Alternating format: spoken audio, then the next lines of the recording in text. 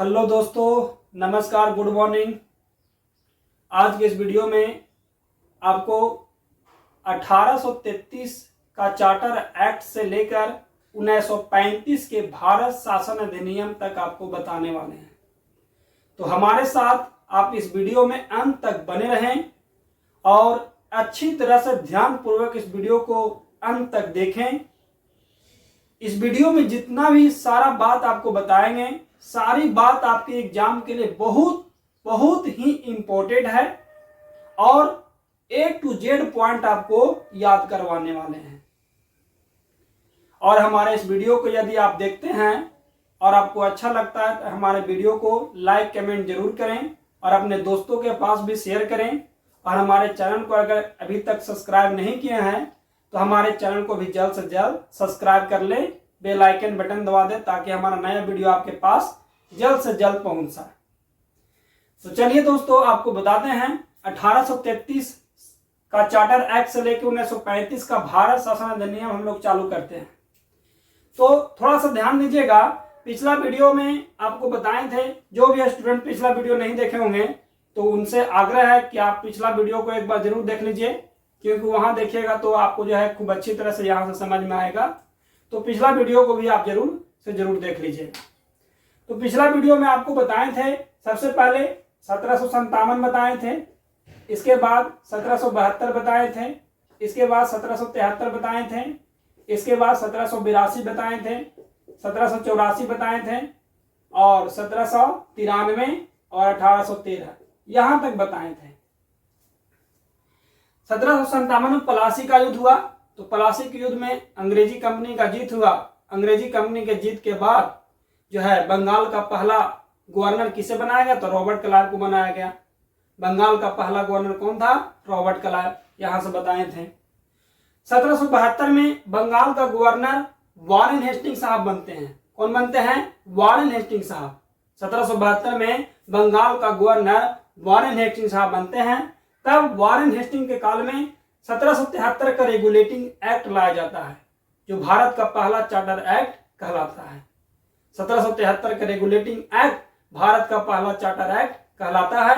कौन किसके शासनकाल में लाया जाता है? तो वॉरेन हेस्टिंग्स के शासनकाल में। तो 1773 का रेगुलेटिंग एक्ट, इसमें बताए थे निजी व्यापार पर रोक लगा दिया गया, बंगाल के गवर्नर के पद को बंगाल का गवर्नर जनरल कर दिया गया। इस तरह बंगाल का अंतिम गवर्नर वॉरेन हेस्टिंग्स और बंगाल का पहला गवर्नर जनरल वॉरेन हेस्टिंग्स को ही कहा जाता है। ये बताए थे आपको। 1782 का एक्ट ऑफ सेटलमेंट। तो 1782 का एक्ट ऑफ सेटलमेंट 1773 के रेगुलेटिंग एक्ट के कमियों को दूर करने के लिए 1782 का एक्ट ऑफ सेटलमेंट लाया गया था। ये आपको बताए थे। 1784 का पिट्स इंडिया एक्ट, इसमें नियंत्रक बोर्ड का स्थापना किया गया। व्यापारिक कार्यों को देखरेख के लिए बोर्ड ऑफ डायरेक्टर्स की स्थापना किया गया। राजनीतिक कार्यों को देखरेख के लिए बोर्ड ऑफ कंट्रोलर की स्थापना किया गया था 1784 का पिट्स इंडिया एक्ट के तहत। 1793 का चार्टर एक्ट, इसमें क्या किया गया?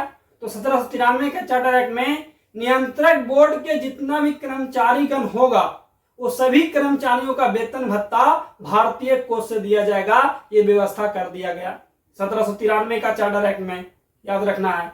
नियंत्रक बोर्ड कर्मचारियों का वेतन भत्ता भारतीय कोष से जो है कब से दिया जाने लगा? तो 1793 से। 1813 का चार्टर एक्ट। तो 1813 के चार्टर एक्ट में आपको क्या बताए थे? जो है भारत में ब्रिटिश कंपनी का व्यापारिक अधिकार समाप्त कर दिया गया। व्यापारिक एकाधिकार समाप्त कर दिया गया और भारत में जो भी ब्रिटिश कंपनी राजस्व वगैरह वसूलता था उसको 20 साल के लिए बढ़ा दिया गया। भारत में शिक्षा को प्रचार प्रसार करने के लिए कंपनी को एक वर्ष में 1 लाख रुपया खर्चा करने का जो है आदेश दिया गया या प्रावधान किया गया कि कंपनी भारत में शिक्षा को प्रसार करने के लिए जो है 1 लाख रुपया प्रत्येक वर्ष खर्च करेगी। ये व्यवस्था 1813 का चार्टर एक्ट के तहत लाया गया था। तो ये आपको पिछला वीडियो में बताए थे। चलिए अब आगे आते हैं 1833 का चार्टर एक्ट। तो 1833 के चार्टर एक्ट में सबसे पहले आपको याद रखना है 1828, एक डेट आता है 1828। तो 1828 में क्या हुआ था?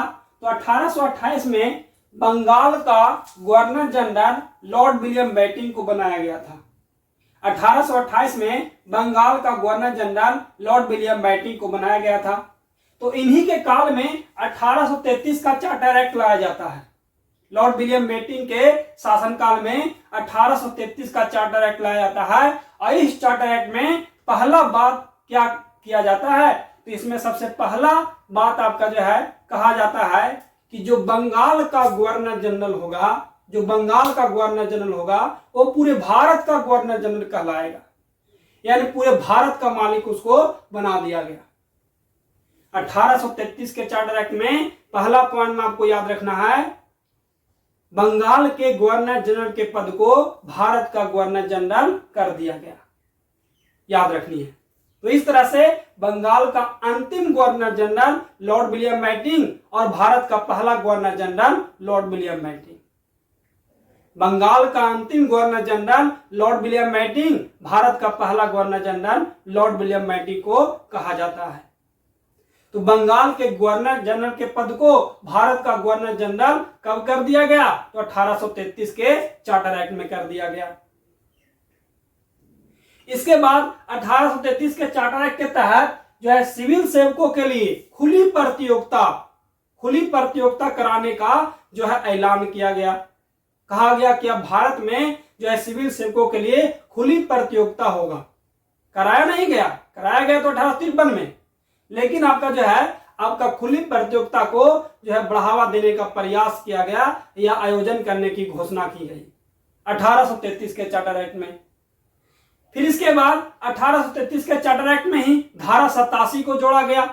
भारतीय दंड संहिता में आपका जो है धारा 87 को जोड़ा गया और इसमें कहा गया कि भारत में रंग, रूप, आकार, वंश, कुल के आधार पर भेदभाव नहीं होगा। अब जो है जाति, धर्म के आधार पर, रंग, रूप के आधार पर भेदभाव भारत में नहीं होगा।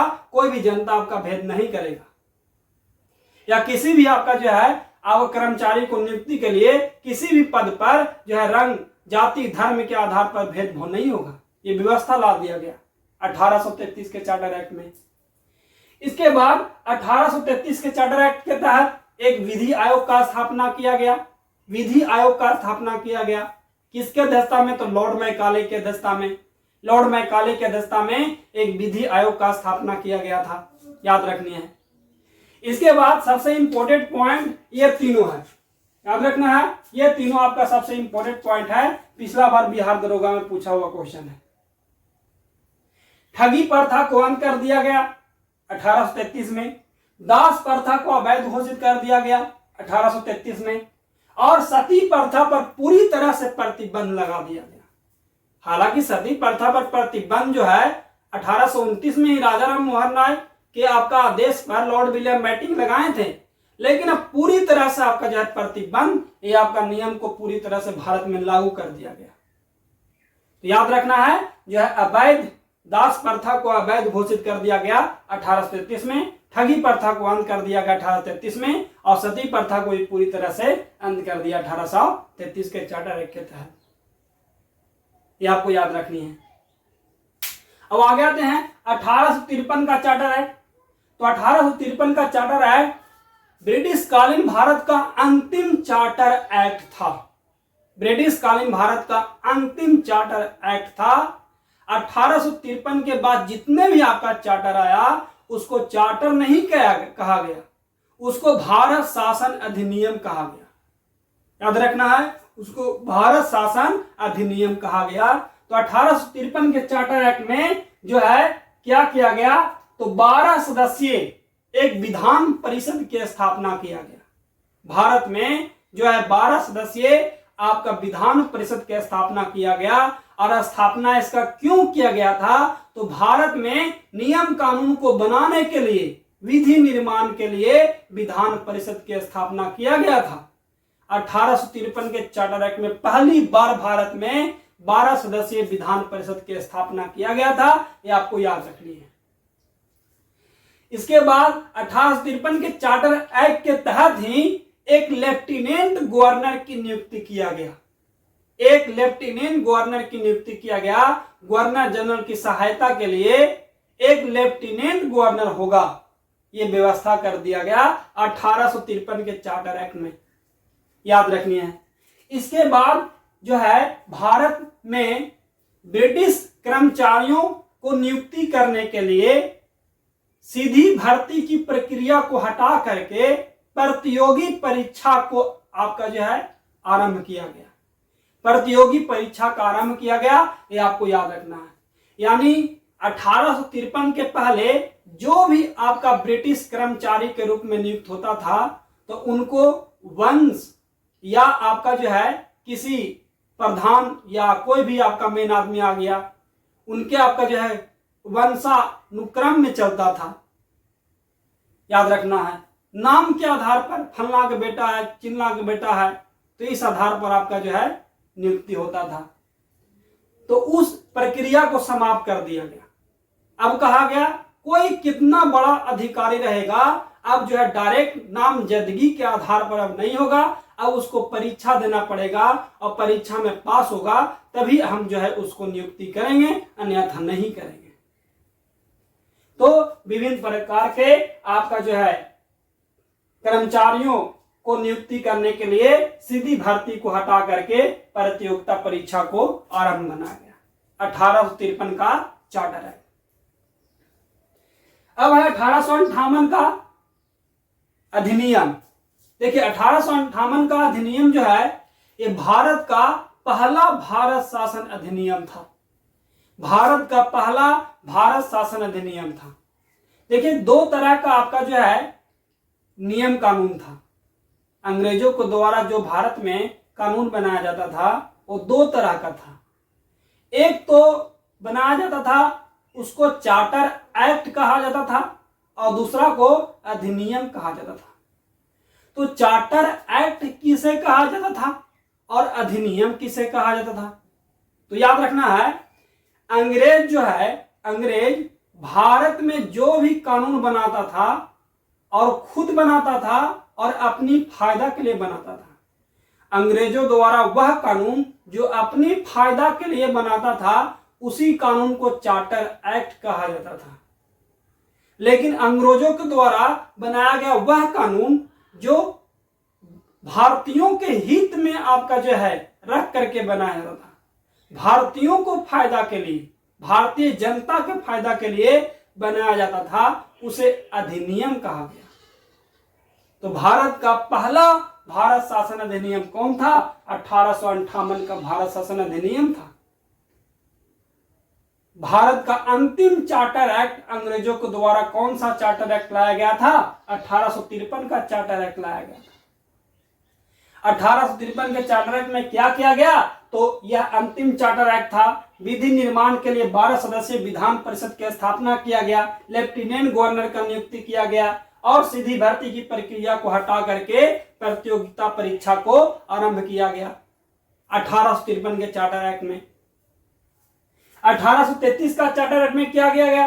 तो बंगाल के गवर्नर जनरल के पद को भारत का गवर्नर जनरल कर दिया गया। इस तरह बंगाल का अंतिम governor general Lord William Bentinck और भारत का पहला governor general Lord William Bentinck को कहा जाता है। सिविल सेवकों की खुली प्रतियोगिता परीक्षा आरंभ करने की घोषणा की गई। धारा 87 को जाति धर्म का भेदभाव को समाप्त कर दिया गया। 87 के तहत विधि आयोग का स्थापना किया गया लॉर्ड मैकाले की अध्यक्षता में। दास प्रथा को अवैध घोषित कर दिया गया। ठगी प्रथा को जो है बंद कर दिया गया, ठगी प्रथा को समाप्त कर दिया गया। सती प्रथा को पूरी तरह से समाप्त कर दिया गया। लेकिन दास प्रथा यहां पर याद रखिएगा, दास प्रथा को अवैध घोषित किया गया था 1833 में, लेकिन दास प्रथा का उन्मूलन याद रखना है, उन्मूलन। तो उन्मूलन जो है दास प्रथा का उन्मूलन 1843 में हुआ था। और कौन किया था? तो लॉर्ड एलनब्रो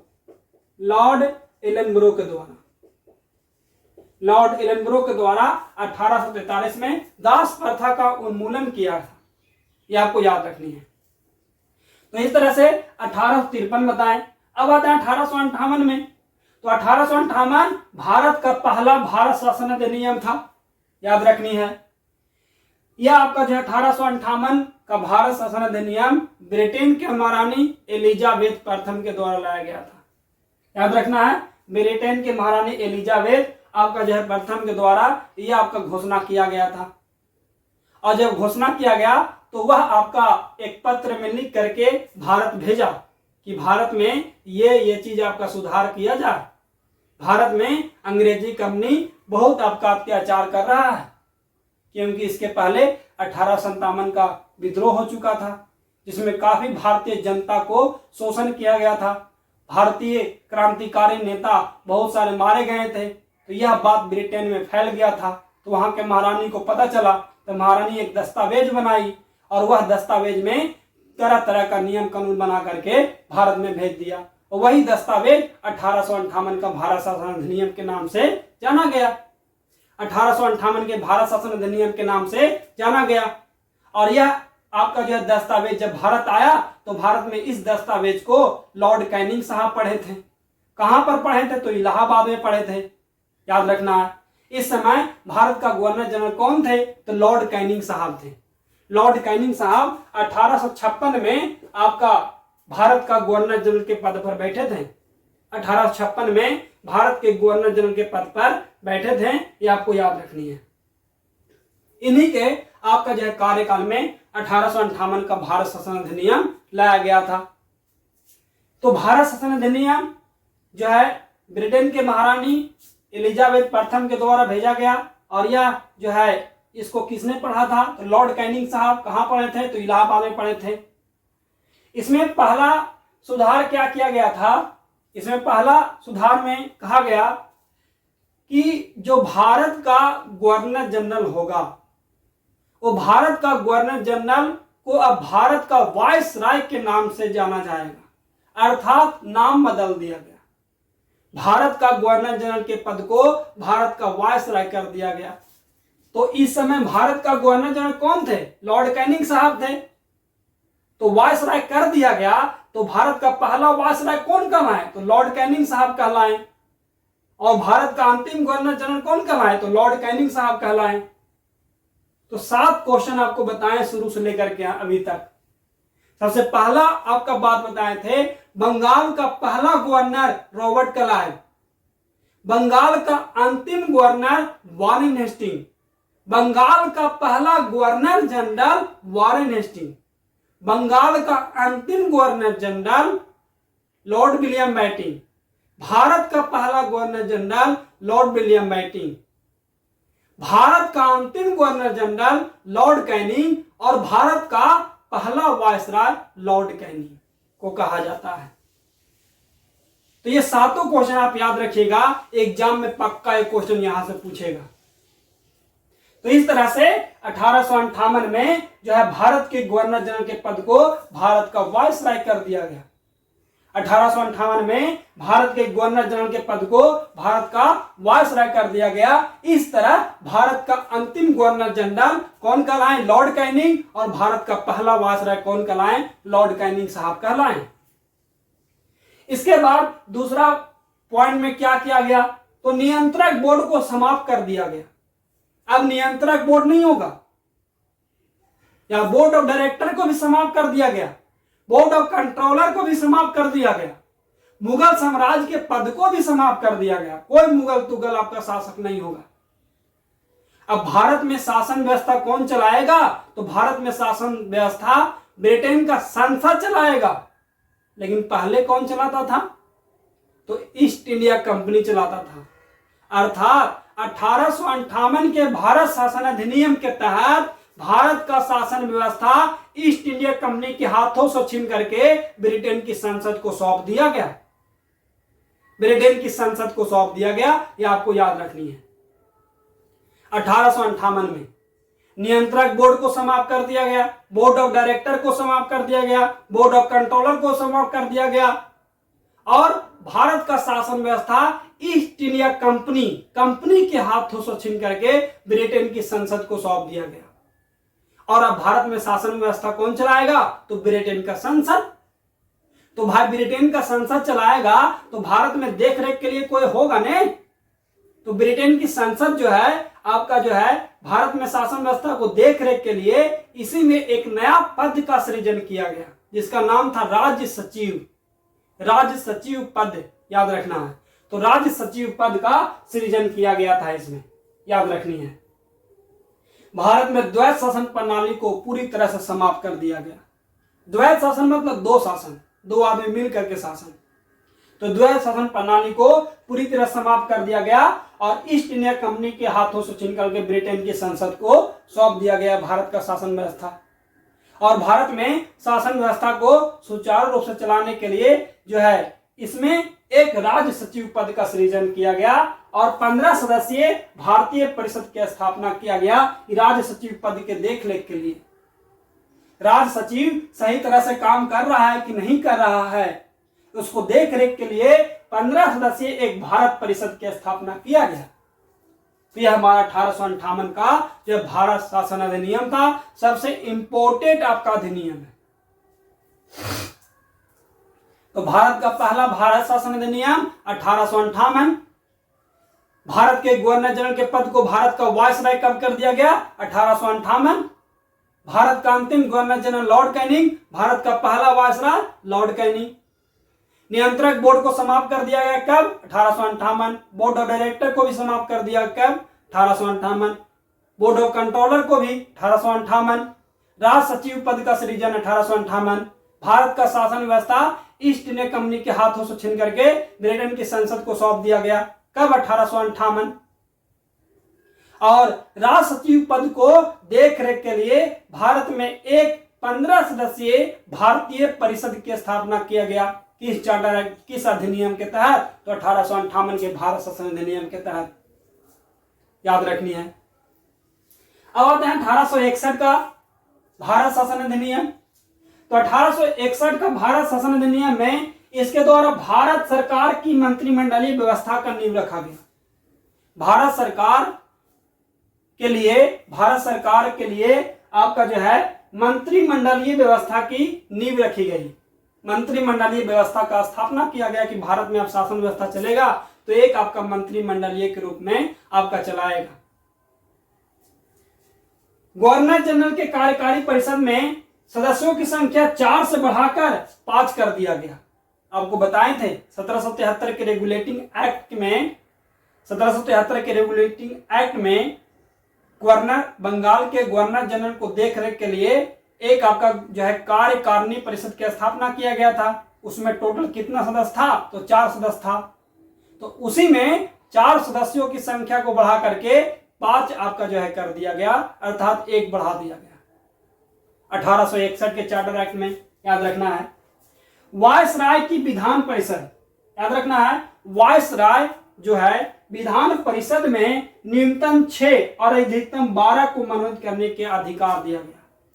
अब जो है भारत में जहां जो विधान परिषद है, विधान परिषद की स्थापना कब किया गया था? तो विधान परिषद की स्थापना 1853 के चार्टर एक्ट में। विधान परिषद की स्थापना 1853 के चार्टर एक्ट में, 12 सदस्यीय विधान परिषद, याद रखनी है। तो 1861 में क्या किया गया कि आपका जो है विधान परिषद में जो भारत का वायसराय होगा वो न्यूनतम 6 सदस्यों को मनोनीत करेगा, अधिकतम 12 सदस्यों को मनोनीत करेगा। न्यूनतम 6 सदस्य और अधिकतम 12 सदस्यों को मनोनीत करेगा, ये आपको याद रखनी है। तो लॉर्ड कैनिंग ने 1862 में पटियाला के महाराजा नरेंद्र सिंह, बनारस के राजा देवनारायण सिंह और सर दिलकर को आपका विधान परिषद में मनोनीत किया पहली बार, ये आपको याद रखनी है। लॉर्ड कैनिंग की अध्यक्षता में 1861 में एक विभागीय प्रणाली का भी स्थापना किया गया था। 1861 में एक विभागीय प्रणाली का स्थापना किया गया और 1861 के अधिनियम के तहत वायसराय को अध्यादेश जारी करने की शक्ति दे दिया गया कि आपातकाल की स्थिति में अध्यादेश जारी कर सकता है और वह अध्यादेश अधिकतम 6 माह तक आपका जारी रह सकता है। यह व्यवस्था लाया गया। इसके बाद 1861 के चार्टर एक्ट में ही उच्च न्यायालय अधिनियम लाया गया था। उच्च न्यायालय अधिनियम आपका जो है लाया गया था, ये आपको याद रखनी है। तब 1862 में भारत के 3 शहर, एक कोलकाता और एक मुंबई और एक मद्रास, भारत के 3 शहर में आपका जो पहली बार उच्च न्यायालय की स्थापना किया गया। तो उच्च न्यायालय अधिनियम कब लाया गया था? 1861 में। और भारत में पहली बार उच्च न्यायालय की स्थापना कहां किया गया था? तो कोलकाता में, मुंबई और मद्रास में 1862 में किया गया था। ये आपको याद रखनी है। तो 1861 में ज्यादा नहीं, इसमें बस 3-4 इंपॉर्टेंट पॉइंट है। एक तो आपका वायसराय को अध्यादेश जारी करने की शक्ति दे दिया गया, और दूसरा पॉइंट उच्च न्यायालय अधिनियम लाया गया, और तब 1862 में भारत के 3 शहर कोलकाता, मुंबई, मद्रास में उच्च न्यायालय का स्थापना कर दिया गया।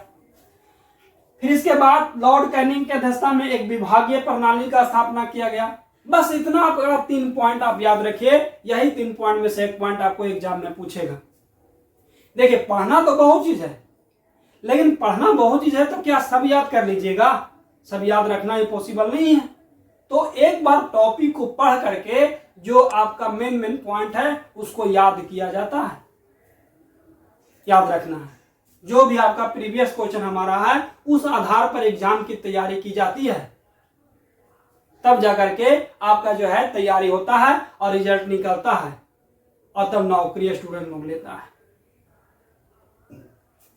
याद रखनी है, नौकरी लेना आसान नहीं है दोस्त। नौकरी आपका जो है दिन रात मेहनत करिएगा तभी होगा। कहा जाता है ना कि जो है किसी का तकदीर जो है वो हाथों पर नहीं लिखा रहता है, किसी का तकदीर हाथों की लकीरों पर नहीं लिखा रहता है, तकदीर तो माथा की पसीनों पर लिखा रहता है। जितना ज्यादा शरीर से पसीना निकालिएगा, जितना ज्यादा पढ़िएगा, 10 घंटा 15 घंटा जितना ज्यादा आपका पढ़िएगा, दिन रात एक करिएगा, तभी आपको नौकरी होगा आज के समय में।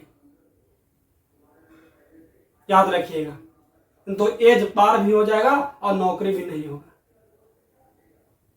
तो अभी दुनिया जो है बहुत तरह का आपका जो है चला हुआ है। इसमें आपका भी जो है वोट को आपका देखते हुए आपका बहाली निकाला जाता है, इलेक्शन आता है तब बहाली निकाला जाता है। सरकार का अलग अलग आपका जो है नियम कानून है। तो इसमें आपका जो है जब कोई चीज का बहाली आता है, एग्जाम होता है, तो आप दिन रात एक कर दीजिए। एग्जाम हो गया और रिजल्ट आ गया तो समझ लीजिए हम बेड़ा पार हो गया। अब अगला बार कब बहाली आएगा, कब एग्जाम होगा, कब रिजल्ट निकलेगा, कोई नहीं जानता है। भारत का सिस्टम ही खराब है। तो इसलिए जो है जब भी कोई चीज का आपका फॉर्म भरते हैं और जब एग्जाम डेट बताता है तो दिन रात एक करके आप पढ़ाई करिए, जितना ज्यादा हो सके रिवीजन करिए, पढ़े हुए टॉपिक को बार बार रिवीजन करिए, और इसके बाद एग्जाम ले ले तो उसको आपका अच्छी तरह से एग्जाम दे करके आगे की आपका आगे का जो भी आपका तैयारी है उसको तैयारी में लग जाइए। तो चलिए आगे चलते हैं दोस्तों। तो यहां पर आपको बताए थे 1833 के चार्टर एक्ट में एक बार आते हैं। तो 1833 के charter act Lord William Bentinck के शासनकाल में लाया गया था। इसमें बंगाल के गवर्नर जनरल के पद को भारत का गवर्नर जनरल कर दिया गया। इस तरह बंगाल का अंतिम governor general Lord William Bentinck, Bharat का पहला governor general Lord William Bentinck को कहा जाता है। सिविल सेवकों के लिए खुली प्रतियोगिता परीक्षा आपका जो है आधार लेने का आधार बनाया गया, लेकिन हालांकि शुरू नहीं किया गया, घोषणा कर दिया गया था।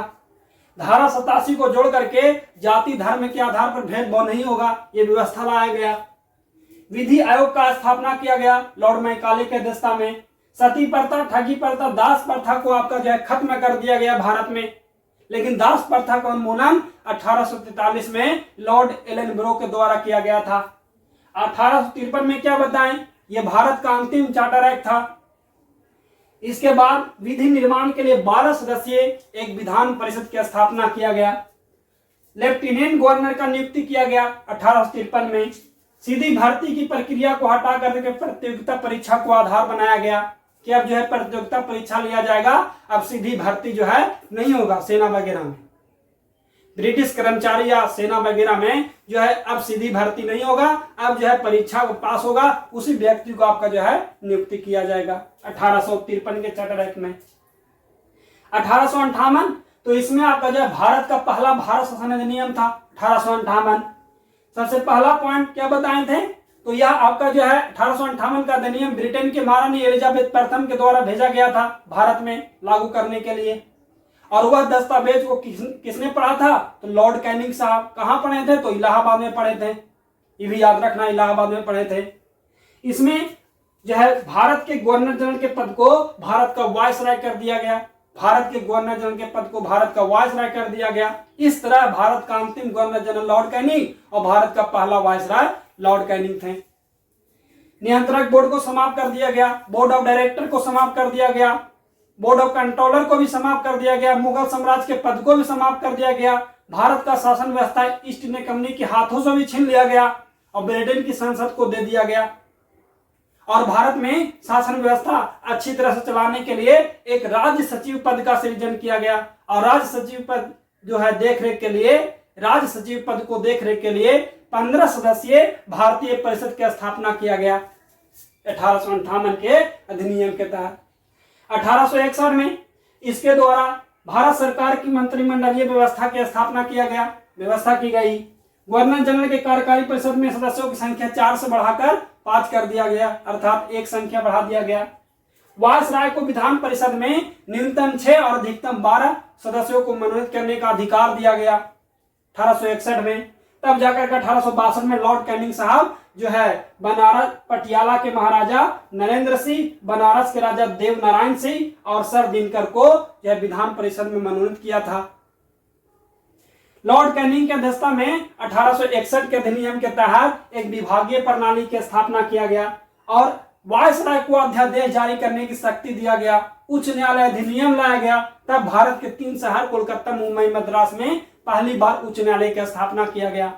भारत में पहली बार अप्रत्यक्ष चुनाव प्रणाली लाया गया 1892 में और केंद्रीय विधान परिषद की शक्तियों में वृद्धि किया गया, जिसके तहत आर्थिक नीति और बजट इत्यादि जो है चीजों पर बहस आती करने पर अधिकार दिया गया या प्रश्न पूछने का अधिकार दिया गया, लेकिन वोट देने का अधिकार इसको नहीं दिया गया। वोट देने का अधिकार आपका जो है केंद्रीय विधान परिषद को नहीं दिया गया। जो है वोट देने का अधिकार जो है किसको दिया गया था? तो आपका सिर्फ और सिर्फ गवर्नर जनरल के कार्यकारिणी परिषद के सदस्यों को। यह आपको याद रखनी है। अब आते हैं 1909 का मार्ले मिंटो सुधार। 1909 का मार्ले मिंटो सुधार याद रखना है। मार्ले मिंटो सुधार इसको क्यों कहा जाता है? क्योंकि 1909 में भारत के जो राज सचिव थे, भारत के राज सचिव वो लॉर्ड मार्ले साहब थे। लॉर्ड मार्ले साहब और भारत के गवर्नर जनरल या भारत के वायसराय इस समय जो है लॉर्ड मिंटो द्वितीय थे। याद रखना 1909 में भारत के राज सचिव लॉर्ड मार्ले और भारत के वायसराय लॉर्ड मिंटो द्वितीय साहब थे। तो यही दोनों के सहयोग से 1909 का भारत शासन अधिनियम लाया गया, जिसे जो है मार्ले मिंटो सुधार अधिनियम के नाम से जाना गया। मार्ले मिंटो सुधार के अधिनियम के नाम से जाना गया, ये आपको याद रखना है। तो आपसे पूछेगा मार्ले मिंटो सुधार कब लाया गया? तो 1909 में मार्ले मिंटो सुधार। इसके तहत इसका मुख्य उद्देश्य क्या था? इसको लाने का मुख्य उद्देश्य 1892 के अधिनियम में सुधार करना था। 1892 के अधिनियम में जो कमी रह गया था उन कमियों को दूर करने के लिए या 1892 के अधिनियम में सुधार करने के लिए 1909 का मार्ले मिंटो सुधार लाया गया था। ये आपको याद रखनी है। इसके बाद 1909 के मार्ले मिंटो सुधार में हिंदुओं के लिए और मुसलमानों के लिए एक अलग निर्वाचन की व्यवस्था किया गया, अर्थात दोनों आपका जो है के लिए अलग अलग निर्वाचन की व्यवस्था किया गया, अर्थात पृथक निर्वाचन का स्थापना किया गया। पृथक निर्वाचन की स्थापना किया गया, ये आपको याद रखनी है। पृथक निर्वाचन या सांप्रदायिक निर्वाचन, पृथक निर्वाचन या सांप्रदायिक निर्वाचन कब लाया गया? तो 1909 के मार्ले मिंटो सुधार के तहत। पृथक निर्वाचन का पिता लॉर्ड मिंटो द्वितीय को कहा जाता है। किसको? लॉर्ड मिंटो द्वितीय के। उस समय भारत के वायसराय जो थे लॉर्ड मिंटो द्वितीय, उन्हीं को पृथक निर्वाचन या सांप्रदायिक निर्वाचन का पिता या जनक के नाम से भी जाना जाता है। यह आपको याद रखनी है। मार्ले मिंटो सुधार 1909, इसका मुख्य उद्देश्य 1892 के अधिनियम में सुधार करना और इसमें पृथक निर्वाचन की व्यवस्था किया गया। सांप्रदायिक निर्वाचन, पृथक निर्वाचन का जनक किसे कहा था? लॉर्ड मिंटो द्वितीय को। और इसी के तहत याद रखना है वायसराय के कार्यकारिणी परिषद में भारतीयों को भी नियुक्ति करने का प्रावधान किया गया। वायसराय के कार्यकारिणी परिषद जो है, जहां से भारत के लिए नियम कानून बनता है, वही कार्यकारिणी परिषद, तो वही आपका वायसराय के कार्यकारी परिषद में भारतीयों लोगों को भी नियुक्त किया जाएगा। ये 1909 के पार्लियामेंट सुधार में भारतीयों को अधिकार दिया गया।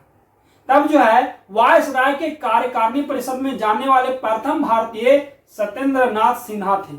वायसराय के कार्यकारी परिषद में जाने वाले पहला भारतीय कौन थे? सत्येंद्र नाथ सिन्हा।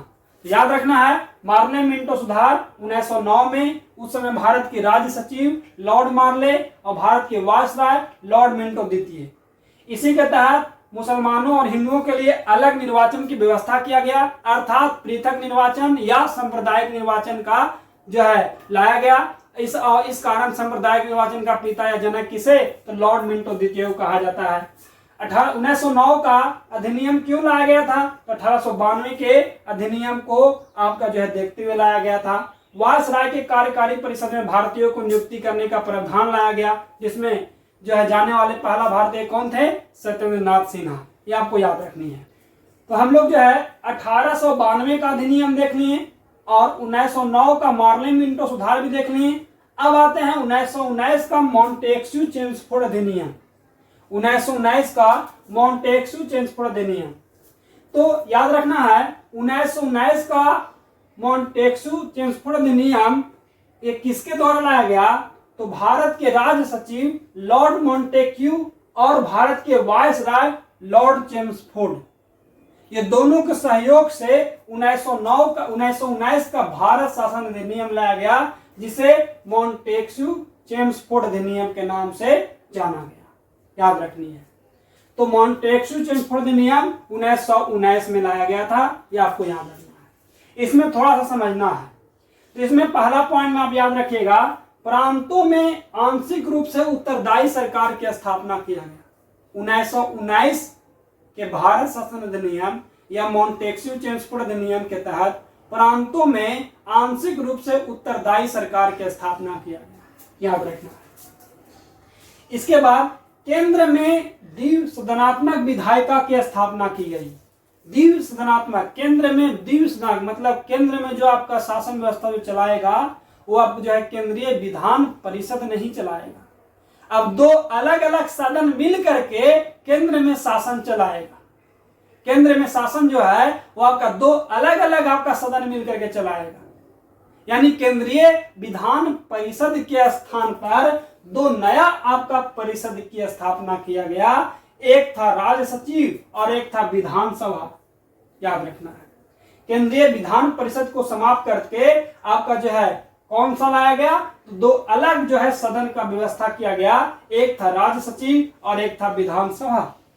राज्य सचिव को उच्च सदन कहा जाता है और विधानसभा को निम्न सदन के नाम से जाना जाता है। राज्य सचिव को उच्च सदन और विधानसभा को निम्न सदन के नाम से जाना जाता है।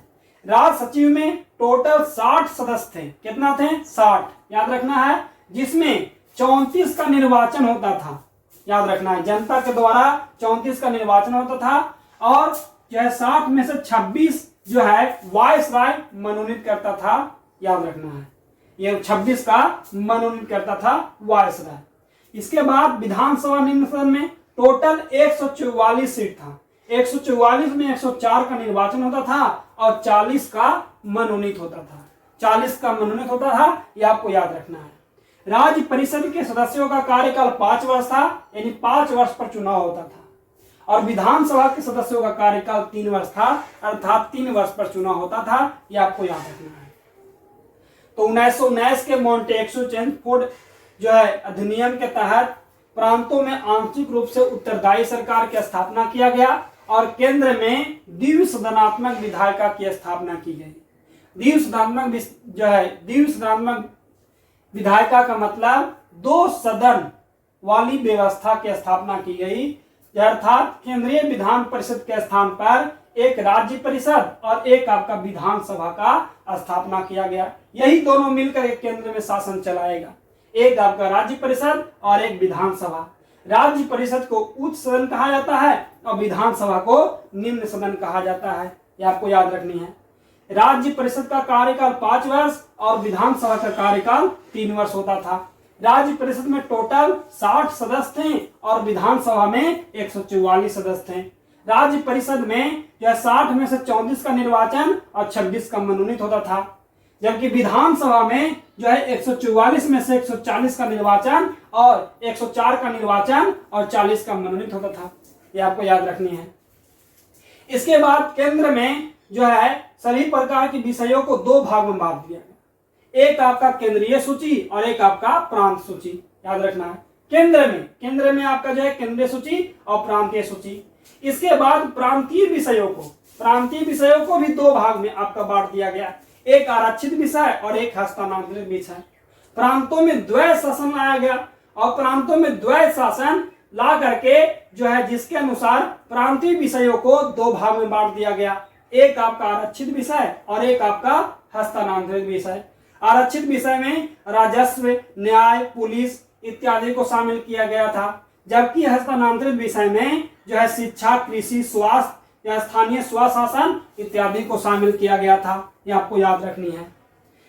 जो भी आरक्षित विषय के संबंध में जो भी नियम कानून बनाया जाएगा वो गवर्नर जनरल का कार्यकारिणी परिषद बनाएगा, अर्थात गवर्नर जनरल बनाएगा, यानी कि वायसराय के सदस्य मिल करके आपका जो है आरक्षित विषय के संबंध में कानून बनाएगा, जबकि हस्तांतरित विषय में कानून बनाने का अधिकार भारतीय मंत्रियों को दिया गया था। अर्थात हस्तांतरित विषय में आपका नियम कौन बनाएगा, तो भारतीय मंत्री लोग मिलकर के बनाएगा। 1919 के मॉन्टेस्क्यू चेम्सफोर्ड अधिनियम में सबसे पहली बार प्रांतों में आंशिक रूप से उत्तरदायी सरकार की स्थापना किया गया और केंद्र में द्विसदनात्मक विधायिका की स्थापना की गई, जिसके अनुसार यह केंद्रीय विधान परिषद को हटा करके 2 नए सदन की स्थापना की गई, एक आपका राज्य परिषद और दूसरा विधानसभा। राज्य परिषद को उच्च सदन और विधानसभा को निम्न सदन। राज्य परिषद में 60 सीट और विधानसभा में 144 सीट। राज्य परिषद का कार्यकाल 5 वर्ष और विधानसभा का कार्यकाल 3 वर्ष होता था। केंद्र में सभी प्रकार के विषयों को 2 भाग में बांट दिया गया। जितना भी विषय था आपका शिक्षा, जो भी राजस्व वगैरह, शिक्षा, राजस्व, पुलिस, जितना भी तरह का विषय था वो सभी प्रकार के विषयों को 2 भाग में बांट दिया गया, एक आपका केंद्रीय सूची और एक आपका प्रांतीय सूची। और प्रांतों में द्वैत शासन लाया गया और द्वैत शासन ला करके प्रांतों में सभी प्रकार के विषयों को भी 2 भाग में बांट दिया गया, एक आपका आरक्षित विषय और एक आपका हस्तांतरित विषय। आरक्षित विषय में राजस्व, न्याय, पुलिस इत्यादि को शामिल किया गया, जबकि हस्तांतरित विषय में स्थानीय स्वशासन, शिक्षा, कृषि, स्वास्थ्य इत्यादि को शामिल किया गया। आरक्षित विषय के संबंध में कानून बनाने का अधिकार गवर्नर जनरल को दिया गया, वायसराय को दिया गया, जबकि हस्तांतरित विषय के संबंध में कानून बनाने का अधिकार भारतीय मंत्रियों को सौंपा गया। ये आपको याद रखनी है। इसके बाद जो है प्रत्यक्ष निर्वाचन पद्धति अपनाया गया। पहली बार 1919 के मॉन्टेस्क्यू चेम्सफोर्ड अधिनियम के तहत पहली बार भारत में प्रत्यक्ष निर्वाचन की पद्धति को अपनाया गया और एक लोक सेवा आयोग की स्थापना की बात किया गया और पहली बार भारत में महिलाओं को वोट देने का अधिकार भी आपका जो है देने की बात किया गया। ये आपको याद रखनी है। ये 1919 के मॉन्टेस्क्यू चेम्सफोर्ड अधिनियम के तहत ये था, ये आपको याद रखना है। प्रांतों में द्वैत शासन लाया गया था। तो आगे हमारा जो है 1935 का भारत शासन अधिनियम आता है। तो उस 1935 का भारत शासन अधिनियम में सबसे पहली बात क्या किया गया कि प्रांतों में द्वैत शासन प्रणाली को समाप्त करके केंद्र में द्वैत शासन प्रणाली को लागू कर दिया गया। याद रखनी है, प्रांतों में द्वैत शासन प्रणाली को समाप्त कर केंद्र में द्वैत शासन प्रणाली को लागू कर दिया गया। ये आपको याद रखनी है।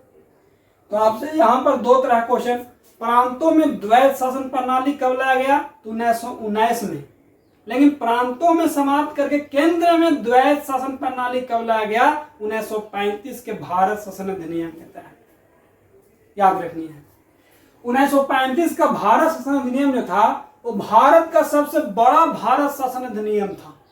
भारत का सबसे बड़ा भारत शासन अधिनियम हमारा 1935 का भारत शासन अधिनियम है। ये आपको याद रखनी है। इसके तहत लोक सेवा आयोग तथा राज्य सेवा आयोग का स्थापना किया गया। इसके तहत जो है 1935 के भारत शासन अधिनियम के तहत लोक सेवा आयोग तथा राज्य लोक सेवा आयोग की स्थापना किया गया। यह आपको याद रखनी है। 1937 में इसी के तहत संघीय न्यायालय की स्थापना किया गया और संघीय न्यायालय के पहले मुख्य न्यायाधीश सर मॉरिसस ग्वेयर को बनाया गया। सर मॉरिसस ग्वेयर को बनाया गया, यह आपको याद रखनी है। 1935 के भारत शासन अधिनियम के तहत ही भारत में पहला केंद्रीय बैंक की स्थापना किया गया, जिसका नाम था reserve bank of India, RBI. RBI का स्थापना किया गया। यंग हिंग हिल्टन समिति के सिफारिश पर इसका स्थापना किया गया था, यह आपको याद रखनी है। इसके बाद 1935 के भारत शासन अधिनियम के तहत ही भारत में पूर्ण उत्तरदायी सरकार की स्थापना किया गया, जिसके तहत एक लंबा दस्तावेज बनाया गया और वही दस्तावेज के अनुसार भारत में शासन व्यवस्था चलाया गया, जिसमें टोटल 321 अनुच्छेद था, 14 भाग था और 10 अनुसूची था। यह आपको याद रखनी है। 1935 के भारत शासन अधिनियम में भारत का एक दस्तावेज बनाया गया, एक नियम कानून का दस्तावेज बनाया गया, जिसमें कुल 321 अनुच्छेद, 14 भाग और 10 अनुसूची को जोड़ा गया था। यह आपको याद रखनी है। 1935 का भारत शासन अधिनियम यह भारत का सबसे अंतिम भारत शासन अधिनियम और भारत का सबसे बड़ा भारत शासन अधिनियम हमारा 1935 का भारत शासन अधिनियम माना जाता है। यह आपको याद रखनी है। 1935 में क्या कहलाया गया? तो प्रांतों में द्वैध शासन को समाप्त करके केंद्र में द्वैध शासन प्रणाली को लागू कर दिया गया। लोक सेवा आयोग और राज्य लोक सेवा आयोग का स्थापना किया गया। संघीय न्यायालय की स्थापना 1937 में इसी के अनुसार किया गया, जिसके पहले मुख्य न्यायाधीश सर मॉरिसस ग्वेयर को बनाया गया। एक भारत का केंद्रीय बैंक की स्थापना किया गया, याद रखनी है। भारत में पूर्ण उत्तरदायी सरकार की स्थापना किया गया और एक दस्तावेज बनाया गया, जिसके अनुसार 321 अनुच्छेद, 14 भाग और 10 अनुसूची जोड़ा गया। यह आपको याद रखनी है। इसके बाद जो है बिहार से उड़ीसा को अलग कर दिया गया, भारत से वर्मा को अलग कर दिया गया। ये सभी बात आपका जो है 1935 के भारत शासन अधिनियम में लाया गया था। यह आपको याद रखनी है। तो इस तरह से दोस्तों हम लोग यहाँ तक देखें। अब थोड़ा सा हम लोग जो है रिवीजन कर लेते हैं। तो चलिए दोस्तों हम लोग थोड़ा रिवीजन कर लेते हैं पीछे शुरू से। तो यहाँ पर आपको रिवीजन में मेन पॉइंट आपको बताएंगे, ज्यादा डिटेल नहीं, लेकिन जो एग्जाम में पूछता है, जो सबसे इंपॉर्टेंट पॉइंट है, जो अक्सर एग्जाम में पूछता है और सभी स्टूडेंट को ये बात आपको याद रखनी है, वो आपका बात आपको याद करवाएंगे। उन सभी बात को ध्यान पूर्वक देखिएगा और याद कर लीजिएगा। 1773 के रेगुलेटिंग एक्ट, बंगाल के गवर्नर के पद को बंगाल का गवर्नर जनरल, भारत में निजी व्यापार पर रोक लगा दिया गया, याद रखनी है। एक उच्चतम न्यायालय की स्थापना किया गया, यानी सर्वोच्च न्यायालय की स्थापना किया गया, 1774 में किया गया था कोलकाता में। इसमें टोटल 4 न्यायाधीश था। मुख्य न्यायाधीश सर एम्पो और 3 अन्य न्यायाधीश चैम्बर्स, लिमेजर और हाइट थे। 1782 का एक्ट ऑफ सेटलमेंट, 1773 के रेगुलेटिंग एक्ट के कमियों को दूर करने के लिए 1782 का एक्ट ऑफ सेटलमेंट लाया गया था। इसमें यह बोल दिया गया कि जो भी गवर्नर जनरल का कार्य होगा उसमें सर्वोच्च न्यायालय हस्तक्षेप नहीं कर सकता है। यह पूरी तरह से आपका साफ कर दिया गया। एक्ट ऑफ सेटलमेंट कब लाया गया? 1782 में। पीट्स इंडिया एक्ट 1784 में। आपसे पूछेगा पीट्स इंडिया एक्ट कब लाया गया था? 1784 में। इसके तहत नियंत्रक बोर्ड की स्थापना किया गया था। व्यापारिक कार्यों को देखरेख के लिए बोर्ड ऑफ डायरेक्टर और रणनीतिक कार्यों को देखरेख के लिए बोर्ड ऑफ कंट्रोलर की स्थापना किया गया था 1784 में। 1793 तो नियंत्रक बोर्ड के कर्मचारियों का वेतन भत्ता भारतीय कोष से दिया जाने लगा 1793 के चार्टर एक्ट में। 1813 भारत में जो भी ब्रिटिश कंपनी का व्यापारिक अधिकार था उसको समाप्त कर दिया गया, लेकिन चीन और चाय के साथ जो व्यापारिक अधिकार था उसको रहने दिया गया था। और 20 वर्षों के लिए भारत का जो भी राजस्व वगैरह कंपनी वसूलता था उसके अधिकार को बढ़ा दिया गया। और इसके साथ साथ भारत में जो है शिक्षा को प्रचार प्रसार करने के लिए कंपनी को सालाना 1 वर्ष 1 लाख रुपया खर्चा करने का जो है आदेश दिया गया 1813 के चार्टर एक्ट में। 1833 के चार्टर एक्ट में बंगाल के गवर्नर जनरल के पद को भारत का गवर्नर जनरल कर दिया गया। बंगाल के गवर्नर जनरल के पद को भारत का गवर्नर जनरल। इस तरह बंगाल का अंतिम governor general Lord William Bentinck और भारत का पहला गवर्नर जनरल लॉर्ड मैंटिंग कहलाए। ये आपको याद रखनी है। इसके बाद ठगी प्रथा का अंत कर दिया गया और दास प्रथा को अवैध घोषित कर दिया गया। लेकिन दास प्रथा का उन्मूलन 1843 में लॉर्ड एलन बैरो के द्वारा किया गया था। ये भी आपको याद रखनी है। 1833 के चार्टर एक्ट में ये सब लाया गया था। 1853 के चार्टर एक्ट में एक जो है खुली प्रतियोगिता परीक्षा को प्रारंभ किया गया। खुली प्रतियोगिता परीक्षा का प्रारंभ किया गया, ये आपको याद रखनी है। इसके बाद 1861 में तो गवर्नर जनरल यानी वायसराय को अध्यादेश जारी करने की शक्ति दे दिया गया। यहां पर 1858 छूट गया। 1858 सबसे इंपॉर्टेंट, भारत का पहला भारत शासन अधिनियम 1858। गवर्नर जनरल के पद को भारत का वायसराय कर दिया गया। इस तरह भारत का अंतिम गवर्नर जनरल लॉर्ड कैनिंग और भारत का पहला वायसराय लॉर्ड कैनिंग कहलाए। इसके बाद जो है 1858 में नियंत्रक बोर्ड को समाप्त कर दिया गया। बोर्ड ऑफ डायरेक्टर को भी समाप्त कर दिया गया। बोर्ड ऑफ कंट्रोलर को भी समाप्त कर दिया गया और मुगल साम्राज्य के पद को भी समाप्त कर दिया गया। और भारत का शासन व्यवस्था ईस्ट इंडिया कंपनी के हाथों से छीन करके ब्रिटेन की संसद को सौंप दिया गया 1858 में। 1861 में यानी वायसराय को अध्यादेश जारी करने की शक्ति दे दिया गया। उच्च न्यायालय अधिनियम लाया गया 1861 में, ये आपको याद रखनी है।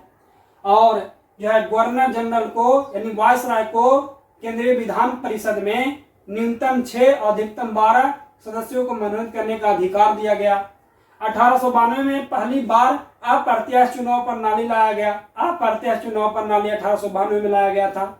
और जो है केंद्रीय विधान परिषद को जो है आर्थिक नीति या बजट आदि पर प्रश्न पूछने की शक्ति दिया गया, लेकिन वोट देने का अधिकार नहीं दिया गया। 1909 के पार्लियामेंटो सुधार, इस समय भारत के राज्य सचिव कौन थे? तो भारत के राज्य सचिव लॉर्ड मॉर्ले साहब और भारत के वायसराय लॉर्ड चेम्सफोर्ड साहब थे। दोनों मिलकर के जो अधिनियम लाए उन्हीं को पार्लियामेंटो सुधार कहा जाता है। पार्लियामेंटो सुधार 1909 में लाया गया था। इसमें पृथक निर्वाचन की व्यवस्था को लाया गया। पृथक निर्वाचन में क्या किया गया? तो पृथक निर्वाचन में हिंदुओं के लिए अलग निर्वाचन और मुसलमानों के लिए अलग निर्वाचन की व्यवस्था किया गया। पृथक निर्वाचन का पिता या जनक किसे कहा जाता है? तो लॉर्ड मिंटो द्वितीय को कहा जाता है। इसी में 1909 के पार्लियामेंटो सुधार में ही जो है वायसराय के कार्यकारिणी परिषद में भारतीयों को नियुक्ति करने का प्रावधान किया गया। और वायसराय के कार्यकारिणी परिषद में जाने वाले पहले भारतीय कौन थे? सत्येंद्र नाथ सिन्हा थे। यह आपको याद रखनी है। इसके बाद 1919 में प्रांतों में द्वैत शासन लागू कर दिया गया और केंद्र में केंद्रीय विधान परिषद के जो है समाप्त करके द्विसदनात्मक व्यवस्था लाया गया, जिसमें राज्य परिषद और विधान सभा की स्थापना किया गया।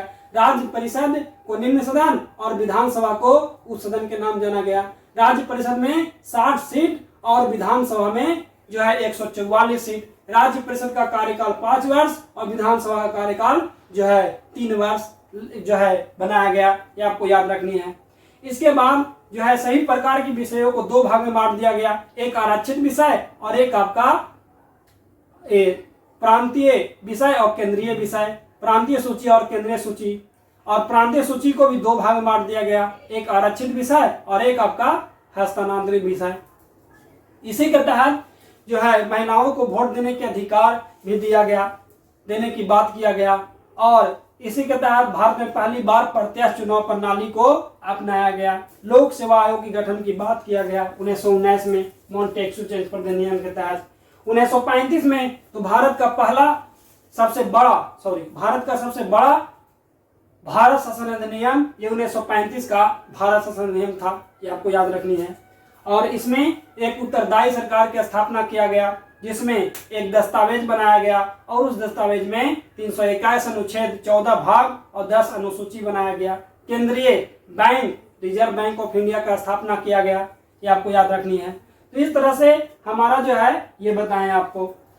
तो यहाँ तक आज के लिए हम लोग यहीं तक रहते हैं। अगला वीडियो में आपको भारत का संविधान जो है किस तरह से अब गठन किया गया, या भारत के संविधान को बनाने के लिए जो है संवैधानिक सभा का जो स्थापना किया गया था, तो क्या क्या प्रक्रिया लाया गया था, सबसे पहले क्या क्या हुआ था, अर्थात 1935 के आगे वाला जो घटना हुआ वो सभी घटना को आपको बताएंगे। तो आज के लिए यहीं तक। जय हिंद, जय भारत।